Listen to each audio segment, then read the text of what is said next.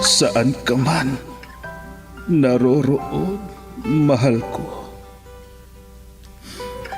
mananatili kang buhay sa aking puso. Ramdam kita sa bawat sandali. Dahil buhay na buhay ka sa himig ng pag-ibig. Himig ng pag-ibig. I need your love, you brighten up my day. Isang himig na maging gabay sa mga taong wagas na nagmamahalan. Duyan ng malabahagharing pag-ibig na hihili sa puso at pakiramdam. Himig ng pag-ibig. Isang dula na kung saan iikot ang iba't ibang kwento na inyong mapapakinggan mula Lunes hanggang Sabado. Sa pluma at direksyon ni Lubimin Aquino. Dito sa Lovelet Artist and Talent Center Drama Productions, handog sa inyo ng #1 and most trusted radio network in the country, Bumbo Radio Philippines. Basta Radio. Bumbo.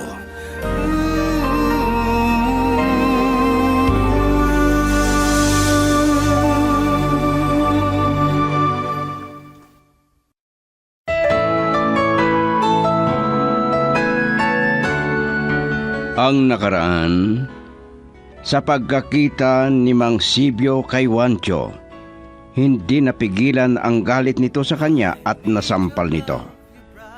Bagay nakahiyan sa kanya, pero nagpigil sa galit dahil alam niya na may kasalanan siya kay Rima na anak ng matanda. Sa pag-uusap nila, ipinagtapat ng matanda na nabuntis niya si Rima at siya ang ama. Bagay na nagpasaya sa huli. Napasigaw at dahilan para magalit lalo ang matanda sa kanya. Pero sinabi ni Mang Sibyo na malaking gulo kung malaman ng asawa nito. At ngayon, narito ang karugtong ng isang linggong kwento natin na pinamagatang Bakit? Dito sa ating dula, Himig ng Pag-ibig. Of my life, the memories shared together kept that love alive. I can't forget. Kumusta ang pakikita ninyo ni Wancho, Tay? Nako, Rima. Agad akong nagalit nang makita ko. At di ko napigilan ang sarili ko at nasuntok ko siya. Yun ang dapat sa kanya. Pero mabuti at hindi siya gumanti sa inyo. Hindi. Alam niya na may kasalanan siya sa atin. Kaya naging maamo na parang karnero. Ano pa ang pinag-usapan ninyo? Di sinabi ko na nagbunga ang kalapastangan niya sa iyo. Oh, ba't ka umiiyak na naman? Hindi ko mapigilan ng umiyak tuwing maalala ko ang nangyari. Pero anong reaksyon niya nung malaman niyang buntis ako? Aba, sobrang saya niya. Ha? At napasigaw kahit nasa loob kami ng restaurant kung saan kami nagkita. Pero ang sabi ko ay huwag siyang magsaya dahil hindi ka naman niya asawa. At sinabi ko pa na kung malaman ni Malo ang lahat ay malaking gulo. Oo nga po. Kaya mananatili sanang lihim ang lahat. Oo, anak. Pero maililihim kaya natin ang nangyari sa inyo ni Wancho? Lalo na hindi maililihim ang pagbuntis mo. Gusto ko makausap si Wancho tungkol sa dinadala ko. At ano ang sasabihin mo sa kanya? Ikinalulungkot ko pero hindi ko masabi sa inyo. Ano? Tawagan ko siya agad Gusto ko magkita kami. Hindi. Huwag kang makipagkita sa kanya. Mahalaga ang sasabihin ko sa kanya, tay. Kaya tawagan ko siya. Sabihin ko magkita kami.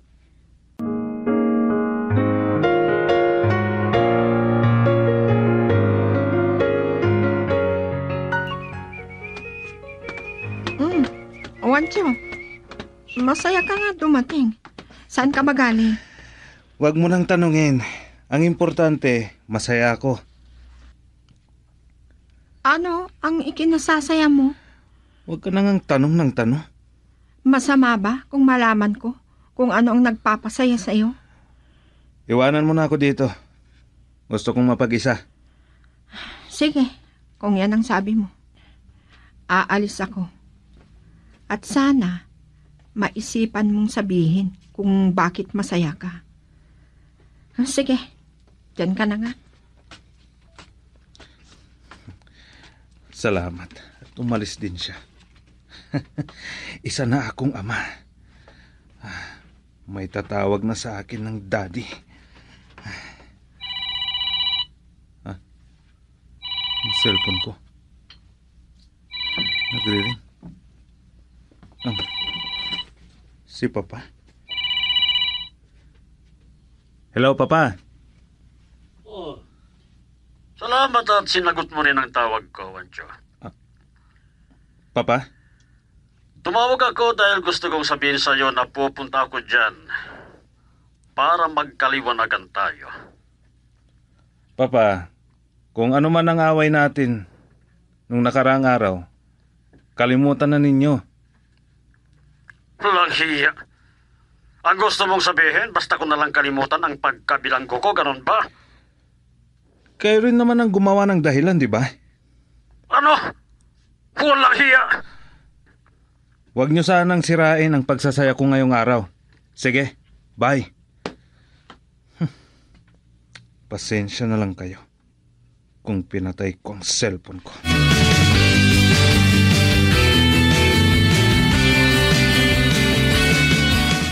Hello, Papa? Talagang walang hiyang asawa mo. At bakit na naman, Papa? Tumawag ako sa kanya at ipinaalam na pupunta ako dyan sa bahay niyo para magkaliwanagan kami. Pero pinatayan niya ako ng cellphone. Ano? Pero pupunta pa rin ako dyan sa bahay niyo para linawin namin ang lahat. Sige, Papa. Sasabihin ko sa kanya. Girl, I need you. I need your love.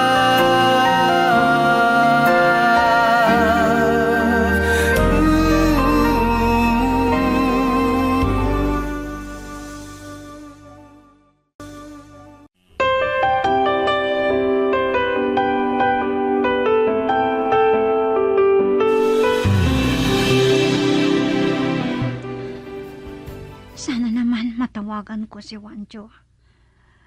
Ayan. Tumutunog na ang cellphone niya. Hello? Sino ito? Hindi mo ba ako nabusesan, Wancho? Rema? Salamat. Kung makilala mo pa ako. Oh, siyempre naman. Hindi ko talaga makakalimutan ang boses mo. Mas lalo ngayon na... Tama na. Na ano? Sige, ituloy mo.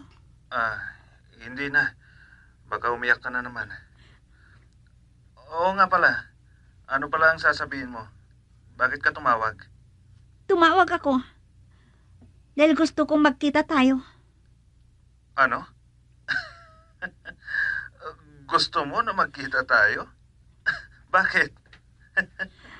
Namimiss mo ba? Hayop ka. Bastos. Nagtatanong lang. Huwag kang magalit. Oh, bakit naman na gusto mong magkita tayo? Dahil mahalaga ang sasabihin ko sa'yo. Alam ko na nabuntis ka. Sinabi sa akin ng itay mo nung nagkita kami. Hayop ka. At masaya ako nung nalaman ko nabuntis ka. Kaya? Anong ibig mong sabihin? Kaya ako tumawag sa'yo. Gusto kong magkita tayo at mag-usap tungkol sa dinadala ko. O sige, pupunta ako. Kung saan ang gusto mong magkita tayo, Rema, sabihin mo lang. Tsaka kung kailan. Mamayang hapon, gusto ko sa tabing dagat tayong magkikita.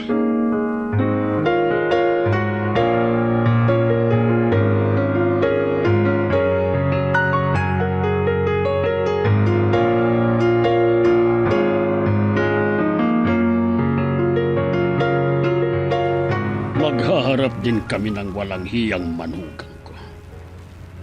Hanggang ngayon, hindi ko pa naiwawaglit ang sobrang hiya ko sa mga tao. Dahil sa pagkabilanggo ko ng ilang oras.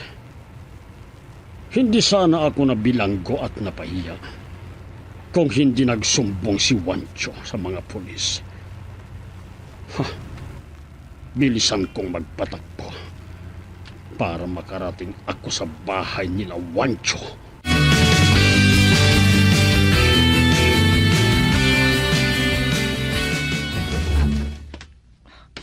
Saan ka pupunta, Wancho? May meeting ako. Sino naman ang ka-meeting mo? Si... Kung sino man yan, i-cancel mo na. Dahil pupunta dito si Papa para mag-usap kayo ng masinsinan. Sorry, pero hindi ko pwedeng i-cancel ang meeting ko. Ano? At bakit hindi pwede? O baka naman takot ka talagang humarap kay Papa? Malo, ilang ulit ko bang sasabihin sa'yo? Hindi ako takot. Sadyang importanteng tao lang ang kamiting ko. Sino kaya yan? Huwag mo nang alamin. Sige na, aalis na ako. Malis na. Wancho! Sinabi kong huwag kang umalis!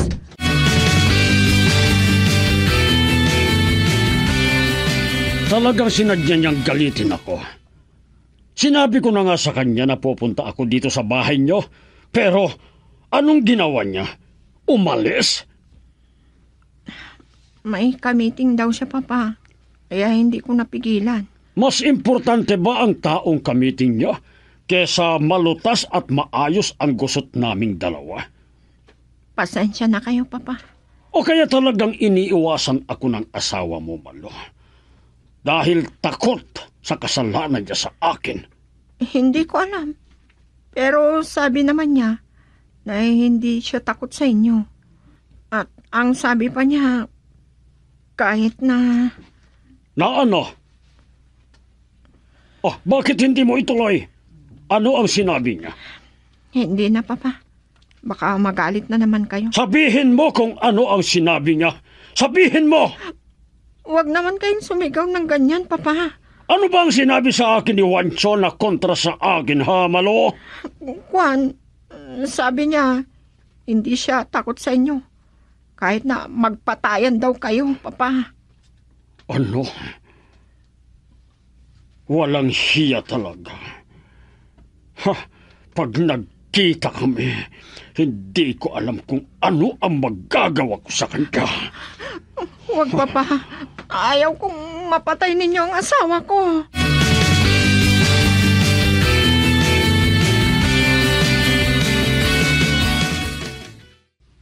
Ang akala ko, mauna akong dumating dito sa lugar na usapan natin. Mag-iisang oras na akong naghihintay, Rema. Ano bang pag-uusapan natin?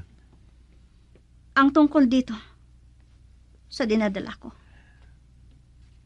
Huwag kang mag-alala. Ibibigay ko ang lahat ng kailangan mo. Hanggang di mo pa naipapanganak ang anak natin. Hayop ka! Oh, bakit ka nagagalit? Hindi mo ba nagustuhan ang sinabi ko? Kaya gusto kong magkita tayo. Para sabihin ko sa'yo na ipalaglag ko ito. Ano? Oo. Hindi. Please, huwag mong ipalaglag ang anak ko. Alam mong wala kaming anak ng asawa ko. At gusto ko talaga na magkaroon ng anak. Magbibigay lang ito ng malaking gulo kung ipapanganak ko. Hindi, Rema. Hindi mangyayari. Huwag mong gawin. malaman to ng asawa mo? Hindi kaya na malalaman na pinagtaksilan mo siya? Hindi. At uulitin ko, huwag mong ipalaglag ang nag-iisang magiging anak ko. Ako ang dapat magdesisyon nito. Ako dapat ang masusunod. Please, huwag mong ipalaglag. Please. Basta, ipapalaglag ko. Rema, nakikiusap ako sa'yo. Please, kung kailangan na lumuhod ako sa harapan mo para buhayin mo lang ang anak natin, gagawin ko. Ano? Magawa mong ganyan sa harapan ko? Dahil lang sa dinadala ko? Gagawin ko lahat ang gusto mo. Basta huwag mong ipalaglag ang anak ko. Ako ang masusunod dito. Pagkakataon ko na rin ito para makaganti ako sa'yo. Lumuhod ka sa harapan ko. Maawa ka sana sa ating anak. Huwag mong ipalaglag. Malaking kasalanan sa Diyos yan kung gagawin mo. Rema, Ayok ka. Sabihin mo ngayon ang malaking kasalanan kung gagawin ko ito. Pero hindi mo sinabi noon na malaking kasalanan sa Diyos ang pagtaksilan mo ang iyong asawa. patawarin mo ko kung naging marupok ako, Rema. Hindi sa akin ka hihingi ng tawad. Umuwi ka na at sabihin mo sa asawa mo na patawarin ka sa malaking kasalanan na nagawa mo. Hindi. Ayaw kong sabihin sa asawa ko ang ginawa ko. Na sinamantala ko ang kahirapan ninyo. Na siyang dahilan kaya ibinenta mo ang dangal mo sa akin. Alam mo ba, pagkatapos ng nangyari, muntik na akong magpakamatay. Ano? Mahal ko ang tatay ko. At hindi ko rin sana magagawa yan, pero nagawa ko. At ngayon, magagawa kong ipalaglag ang pinagbubuntis ko. Huwag. Huwag mong gawin yan, Rema. Uulitin ko. Patawarin mo ako sa ginawa ko sa'yo. Please, huwag mong gawin yan. Huwag mong gawin. Girl, I need you. I need your love.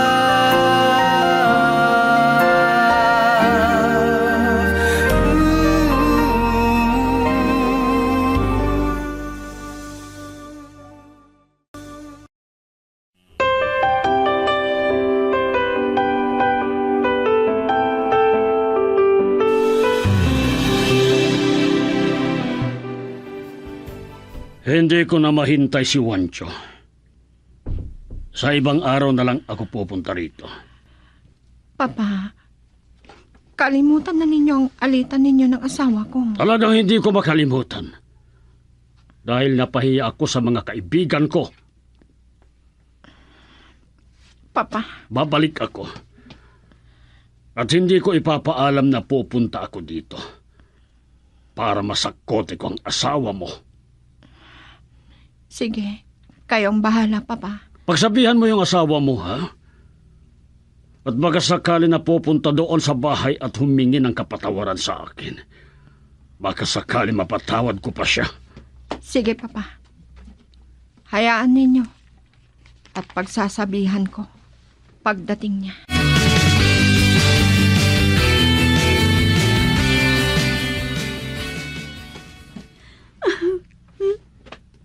Anak, mula nang umuwi ka kanina, ay hindi ka pa tumigil na iyak ng iyak. Ano ba ang pinag-usapan ninyo ni Juancho? Sinabi ko sa kanya na ipalaglag ko ito. Ano? Diyos ko! Malaking kasalanan ang iniisip mo na gawin, anak. Oo, pero malaking gulo ang lalabas kung hindi ko gagawin ito. Noong nabuo yan, ay hindi lang si Juancho ang nagkamali, kundi pati ikaw, anak. Dahil ikaw mismo ang nagbenta ng dangal mo sa kanya. Anong dapat kong gawin?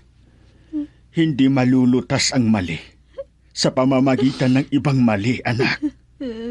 At isipin mo, malaking kasalanan sa Diyos ang kumitil ng buhay.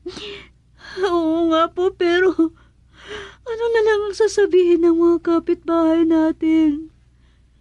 Ang mga kakilala ko at mga kaibigan, kung malaman nila na nabuntis akong dalaga. Anak, hindi lang ikaw ang ganyan ng kapalaran. Marami ang gaya mo. Ang bumabalikat ng ganyang kalagayan. Tay. Ulitin ko, anak ko. Malaking kasalanan sa Diyos ang kumitil ng buhay. Huwag kang maging kriminal ng sarili mong anak. Girl, I need you. I need your love.